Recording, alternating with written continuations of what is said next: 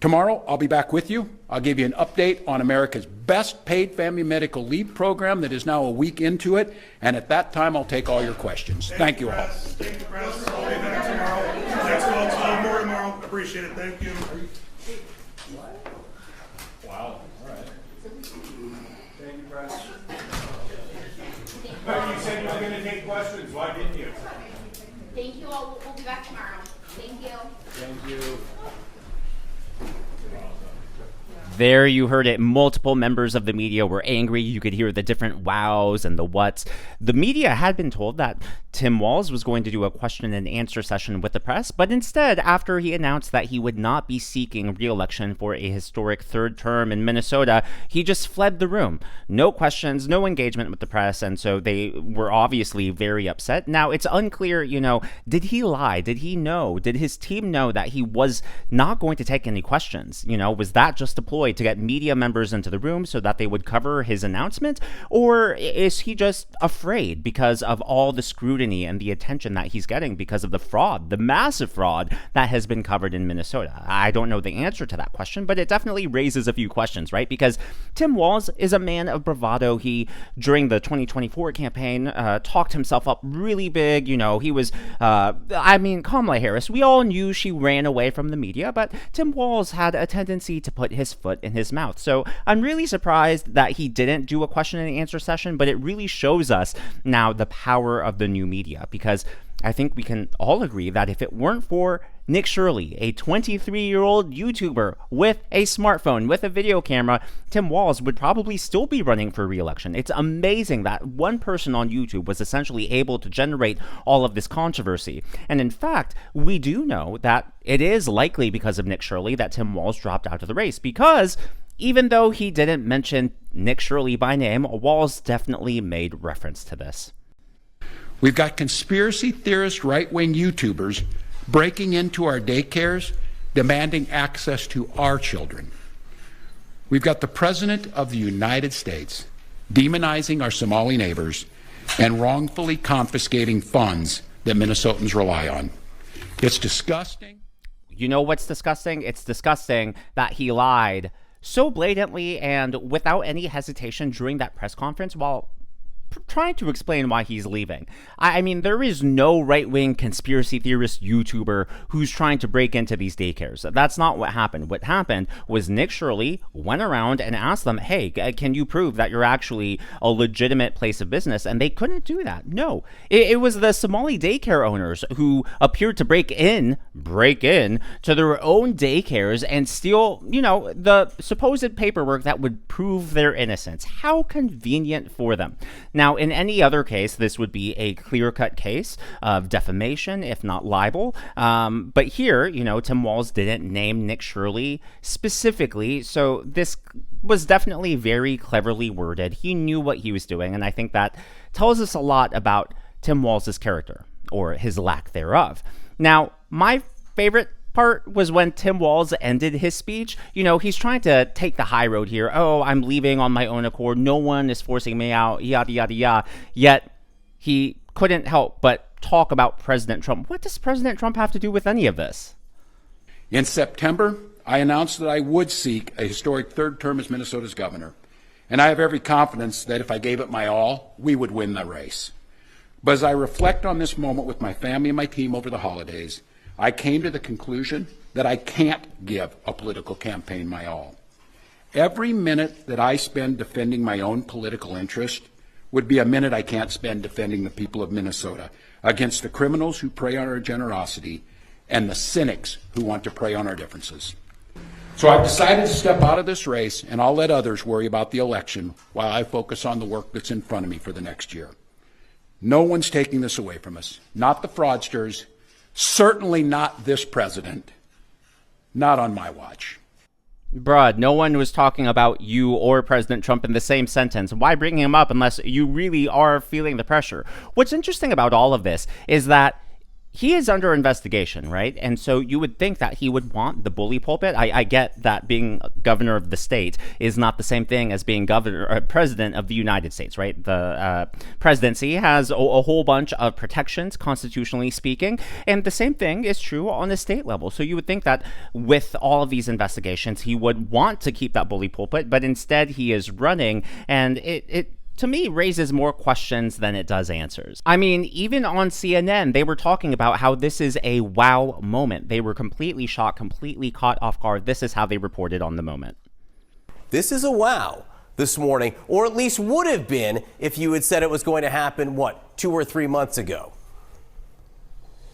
That's right, John. Good morning. Even perhaps 2 or 3 weeks ago, the reality is Minnesota Governor Tim Walz had been insistent on running for a third term, which would have been unprecedented in and of itself. Minnesota has not elected a governor for 3 consecutive terms, but it is that deepening federal probe as well as this widening scandal. As you said, he is not implicated in this at all. This is actually somewhat old news in Minnesota. This has been going on for years and years. The prosecution started back during the Biden administration, but over the holidays, it certainly did widen. There was a right-wing influencer who posted a viral video on social media that quite literally went viral when the vice president of the United States and the FBI director leaned in on this, and it shined a brighter spotlight on really what had been some deep concerns among Minnesota Democrats, even about the wisdom of Governor Walz seeking a third term. They believe that this would hang over the entire re-election effort and perhaps even damage the Democratic Party. I love how the media keeps trying to blame this on a single YouTuber, when in reality, had the media just done their job, had they asked a few questions, had they followed the local news reporting, then this would have become a much larger story much sooner. Now, it's not just the fraud that's happening in Minnesota. There is also a lot of ICE raids that are happening this week, and a lot of controversy just came out this morning when DHS posted this on X. No room at the inn. Hilton Hotels has launched a coordinated campaign in Minneapolis to refuse service to DHS law enforcement. When officers attempted to book rooms using official government emails and rates, Hilton Hotels maliciously canceled their reservations. This is unacceptable. Why is Hilton Hotels siding with murderers and rapists to deliberately undermine and impede DHS law enforcement from their mission to enforce our nation's immigration laws? Now, that may seem unrelated to what we're talking about in regards to the fraud, but this is, there's a massive surge that's about to happen in Minnesota and Minneapolis. According to CBS News, 2,000 federal agents deployed to Minneapolis in immigration crackdown fraud probe. So it's not just ICE, it's not just immigration raids, but they're putting a whole bunch of federal resources here because we know billions of dollars are alleged to have been scammed out from the American taxpayers, sent overseas to Somalia, to terrorist organizations. So they are investigating this fraud. So for Hilton Hotels to basically cancel all these reservations really is a low blow, and that tells you the climate of corruption that has been festering not only in Minneapolis, but the state as a whole under Tim Walz's leadership. And you know, to prove this, DHS provided evidence. They didn't just post this on X. They actually posted screenshots of the emails. This is from an official, you can see,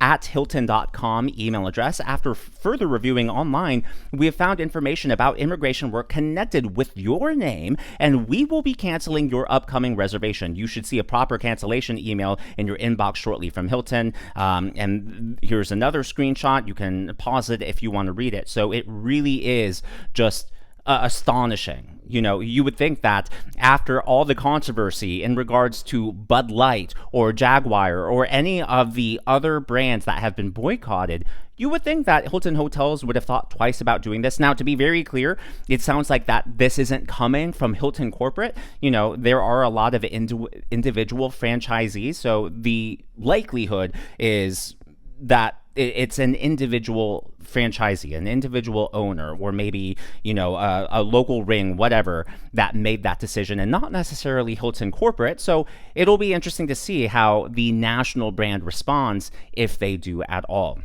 Well, before we return to Tim Walz, I do want to talk a little more about the fraud, because many people have started speaking out. In fact, they started hosting press conferences defending the daycare centers, but they seem to have Freudian slip after slip of the tongue, as if, they're just accidentally telling the truth. But before I show you those clips, I would like to acknowledge the members of today's Governor's Club. They are Anthony Loki, Houston CME Girl, Andy's Girl 71, and Conservative Girl Cleo. These are people who give tips and super thanks to the channel. I'm glad that you enjoy, and I'm glad that you're here. Well, this is Freudian slip number 1.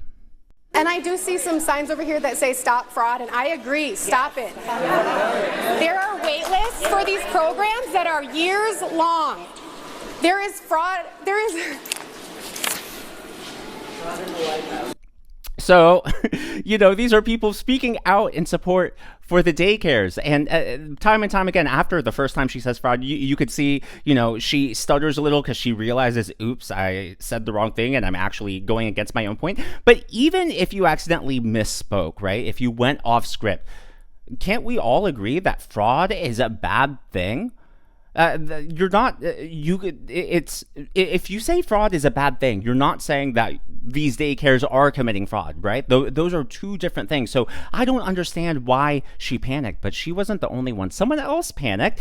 She did the same thing, started talking about how fraud is a bad thing, and she froze on the spot. You cannot make this up.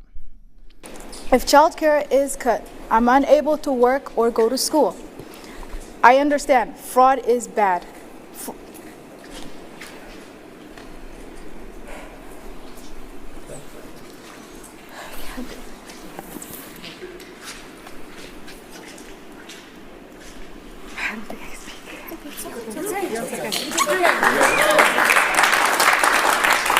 Yeah, fraud is bad. If you didn't commit fraud, just say fraud is bad, and we have nothing to do with fraud. But she couldn't say that. She said fraud is bad, and I can't talk. I said the magic word, as if saying the word makes you guilty of said word. Am I missing something here? I don't know, but I think that those cases were really interesting. Gives us some psychological insights maybe to think about and ruminate for a little bit. I don't know about you, but it just really is interesting, but obviously not as interesting as the main topic of today's video, which is that Tim Walz will soon no longer be governor of Minnesota. And, he can blame Nick Shirley all he wants. He can blame President Trump all he wants.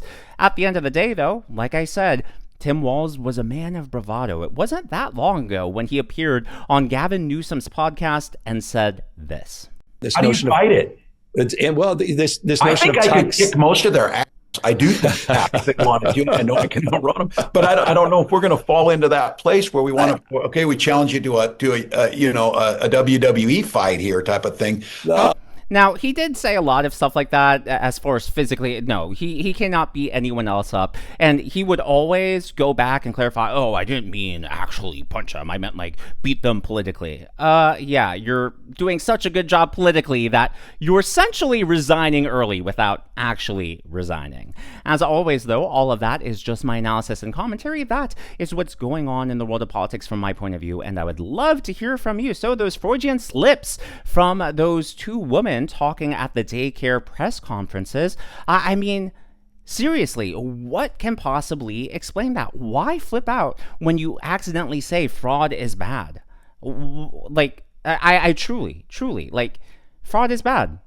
Can't we agree on that? Like I said, just because you say the F word doesn't mean you're guilty of said F word. I just don't understand why the panic, unless there is more going on than meets the eye. If you haven't already, please be sure to leave me a thumbs up. I know it's a simple thing to ask for, but it really does help me reach more viewers like you in the algorithm. Be sure to smash that subscribe button and to check out one of these videos.